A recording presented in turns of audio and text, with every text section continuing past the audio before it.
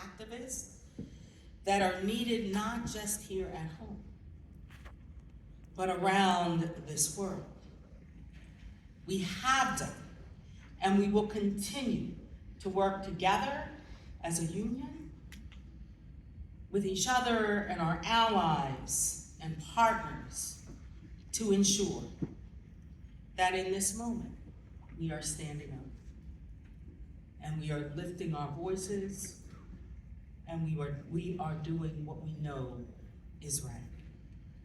Well, good afternoon, NEA leaders. Good afternoon. Wait a minute. Talk middle school, that's not okay. Good afternoon, NEA leaders. Good afternoon. All right then. One of the most vital ways we sustain ourselves is by building communities of resistance.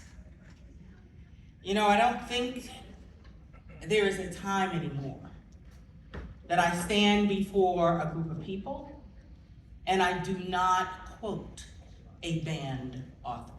Mm-hmm. One of my favorite go-tos is bell hooks.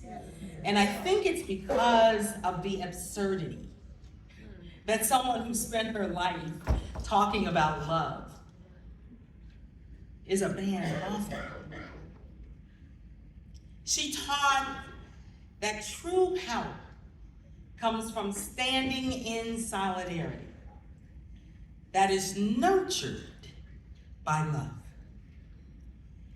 It's what you, all of you in this room, do every single day. Love for your students centered your work this weekend along in the belief that every student, everyone, should know caring and compassion and high expectations and surround sound support. You came here because you know we must stand in solidarity, supporting each other and demanding the racial and social and economic and climate justice that all lay the foundation for education justice. Thank you for the work you have done together to fully prepare yourselves to take your places as the leaders of NEA's community of resistance, to stand against anything that would harm our students and educators and families, our democracy, to stand for liberation and opportunity, for freedom. Many of you have heard me talk about my dad, Haywood Harrison Bull. I wish he were still here with you, so I could talk to him about this surreal reality that we're living in right now. As a history teacher, he would make my two sisters and me listen to him talk about the history of this nation and of this world. He would tell us stories of our ancestors, of the people who looked like us, and the stories of those who didn't. He wanted us to understand that when you follow the trajectories of civilizations and empires and dynasties, of governments and societies throughout history and throughout this world, you can watch their rise and you can watch their fall. One of the things he was adamant about telling all three of his daughters about is that it doesn't matter which society you're talking about. When you started to see those in positions of power trying to diminish the opportunities for their citizens to learn. That was the warning sign for the ascent of fascist regimes and diminished rights and the descent of democracies and freedoms. So when we talk about public education as a foundation of our democracy, we must also understand that we are witnessing something in this moment that has happened at another point in history. As those of us who are looking at those who are in positions of power, doing everything and anything they can to undermine public education, to privatize, and to continue to take funds from the public schools in their communities, to try to portray them as failing, to demonize and demoralize the education professionals who have dedicated their lives to educating this nation's students, to marginalize and mischaracterize, to try to other our students and our families. Make no mistake. Our opponents are doing everything they can to remove anything that would block their unfettered march toward ultimate power. They are preparing to put policies and people in place that will be unable to reverse for generations. The very basis, I need you to hear me. That is the very basis of the establishment of a system of apartheid. Yep. You need to know what's happening right now. Right now. It starts by not allowing our children to have access to knowing the full breadth of their history, of limiting their ability to learn to think critically and to problem solve in a collaborative way. It starts by shrinking the curriculum. It starts by feeding the inequities that are built into every single social system in this country. It starts by creating fear and division, stoking a greater chasm between those who have and those who do not. And it ends.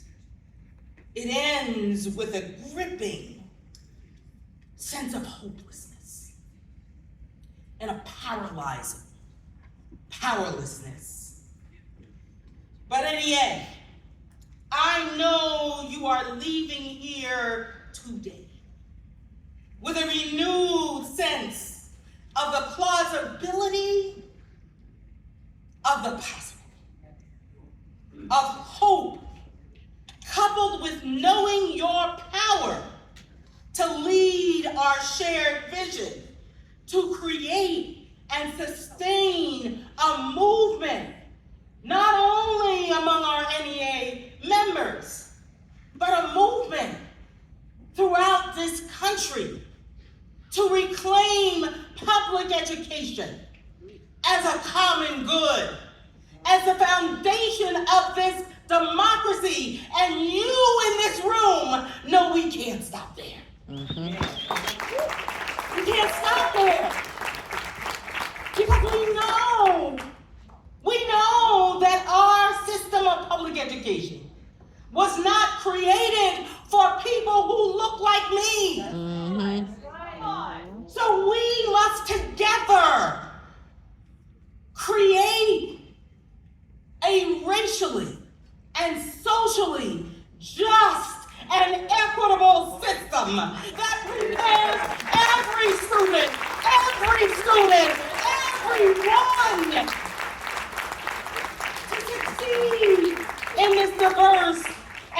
interdependent world. To achieve that vision, we must, and we will, continue to unabashedly promote public education as the foundation of this and every democracy.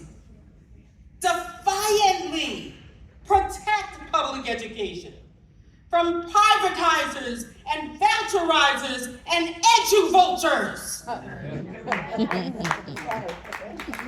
With an undaunted resolve, fueled by fearless determination to strengthen public education.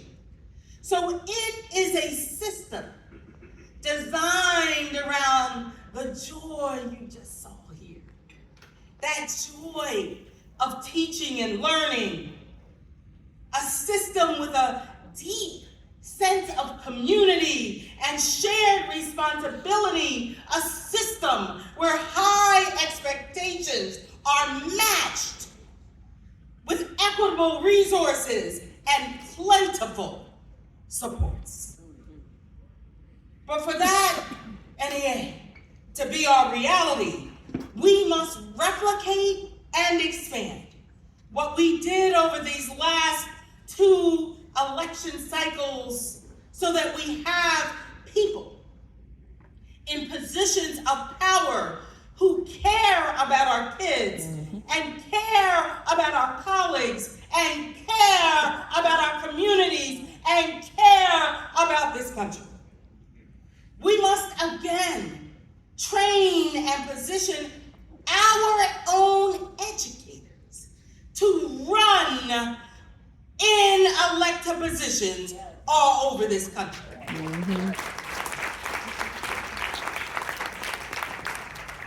To organize for power to win at every level so that every school can provide the access and the opportunities and the support that every student requires. Because you see, voters know. They know that educators need the freedom to teach, and our students need and deserve the freedom to learn. They know that women should have control over their own bodies. They know that.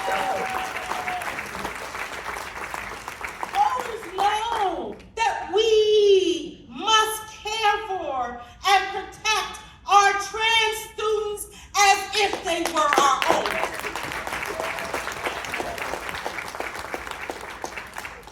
You see, when you guys go out and tell your stories, let me tell you what happens. We win all the things. We win all the things. We win all the things. And NEA, that's what we must do again. We must win all the things. Not only at the school board level, not only at the district level, not only at the congressional and Senate level, but all the way up to the White House. All the way up. This union must fight every single day, and I don't even need to tell you that you gotta vote. Because I gotta tell you something more than that. I need you to get everybody who likes you or loves you or intends to keep living with you. That part. To not just vote in this election, but to work so that you understand, and they do too, that you have the power. You have the power. Nobody can tell your stories like you. Nobody can change minds like you. No one can tell people and show people and listen to people in the way that you as educators can. Noel made the case for all that this administration Not just our President Joe Biden, not just our Vice President Kamala Harris, but the entire administration has done for our educators and our students and our communities.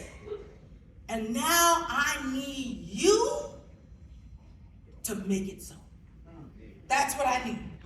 In this critical moment in our history, with so much at stake, you know that it isn't enough to simply say, I like saying it, that we are the nation's largest union. I love that statement. I get a lot of fun out of that.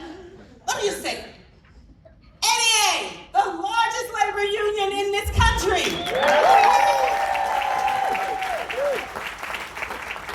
I love saying it.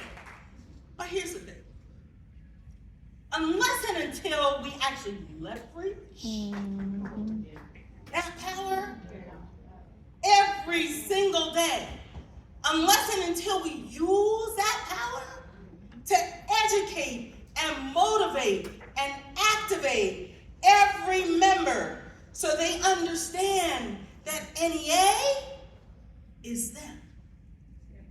NEA is us. NEA is you.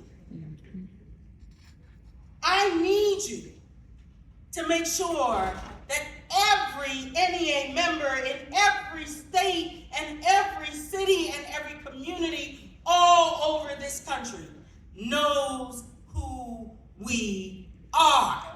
We are the NEA. We are the NEA. We are the NEA, and we will get this done. Because you see, when our members see themselves as something bigger, when they know that there is a place for them to lead in this, the largest labor union in this nation, it is then that they will know the power of being active members of our community of resistance. In his presidential address to the annual conference of the ANC Youth League, Nelson Mandela assured the young people gathered that the spirit of the people cannot be crushed, because new leaders will arise like mushrooms until victory is won. NEAR spirit will never be crushed. Look around. Look around. We have new leaders rising and taking their place alongside us seasoned ones. Together, you're learning and questioning, challenging conventional wisdom, finding hope in lessons from the past, creating hope with new lessons of your own. We will never be crushed because we know that we can and we must. We can and we must do all the things. And because we as the NEA have embraced the profound trust that has been placed in us. NEA, our spirit and our resolve and our resilience will never be crushed because we have been called to this work. And let me tell you something else. When you get just a little tired, I need you to remember something. We get to do this work. We get to do this work